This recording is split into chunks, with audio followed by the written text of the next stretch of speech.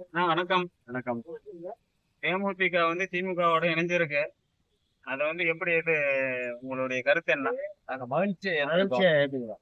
16 வருஷத்துக்கு அப்புறம் டாக்டர் கலைஞர் ஐயா அவர் இருக்கும்போது அவர் ஐயா சொன்னாரு, பால் நழுவி பல நழுவி பால்ல விழுக போகுது அப்படின்னு சொன்னாரு. அந்த டைம்ல வந்து நம்மளுக்கு வந்து சூழ்நிலை தெரியலையா இல்ல அவங்களுக்கு சூழ்நிலை தெரியலையான்றது தெரியல. ஆனா அந்த டைம்ல நம்ம வந்து முடிவு எடுக்க முடியாத ஒரு சுச்சுவேஷன் தான் நம்ம தனியா கூட்டணியில இருந்தோம். இப்போ 16 ஆண்டுகளுக்கு அப்புறம் அந்நியார் வந்து ஒரு மிக சிறப்பான ஒரு கூட்டணியை உருவாக்கி இருக்காங்க. நாங்க வந்து ரொம்ப மகிழ்ச்சியா இருக்கோம். எங்க மாவட்டத்தை பொறுத்தவரை 4 தொகுதி இருக்கு, சட்டமன்ற தொகுதி. எங்களுக்கு 4 தொகுதி கொடுத்தாலும் திமுக கூட்டணியோட நாங்க தேமுதிக வெற்றி பெறக்கூடிய வாய்ப்புல நாங்க இருக்கோம். அந்த அளவுக்கு நாங்க எங்க சிவகங்கை மாவட்டம் வந்து தேமுதிக கோட்டையா நாங்க உருவாக்குவோம்.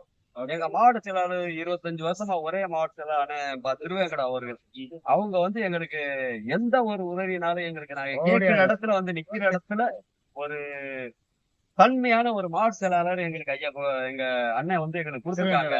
அவங்க வந்து அந்நியார வழிமொழியில அவங்க வந்து கரெக்டா எங்களுக்கு செயல்பட்டு இருக்காங்க.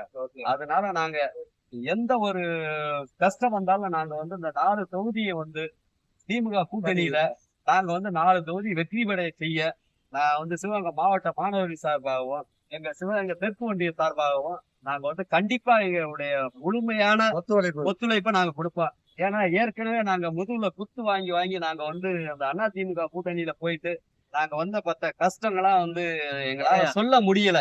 ஆனா இருந்தாலும் இந்த வாட்டி அந்நியார் எடுத்திருக்க முடிவு வந்து எங்களுக்கு வந்து மனசார நாங்க வரவேற்கிறோம். அதை வந்து எங்களுக்கு அந்நியார் கொடுத்த ஒரு நல்ல வாய்ப்பா பயன்படுத்தி நாங்க வந்து அதை வந்து முழுமையான எங்க உழைப்பை பயன்படுத்தி 4 தொகுதியிலையும் நாங்க ஜெயிக்க வைப்போம்ன்ற வந்து மனதார உறுதியா நாங்க கூறுறோம். நாங்க இதான் எங்களோட கடைசி ஆசை.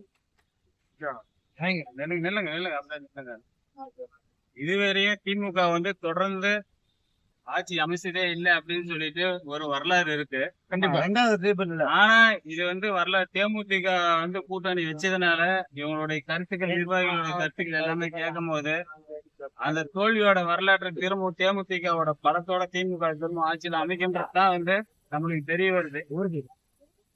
அதனால பொறுத்திருந்து பார்ப்போம். வெற்றி நம்மளுக்கு தான். வெற்றி நமதே. என்னைக்கு நமது முரசு வெற்றி கேப்டன்.